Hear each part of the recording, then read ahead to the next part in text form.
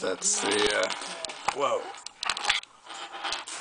That's the tri-link that I bypassed earlier. It's a 6-pinner.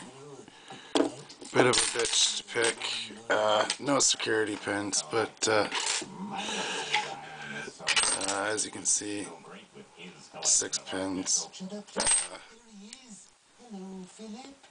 Use my homebrew rake to open it up without bypassing. Anyway, peace. Don't break the law.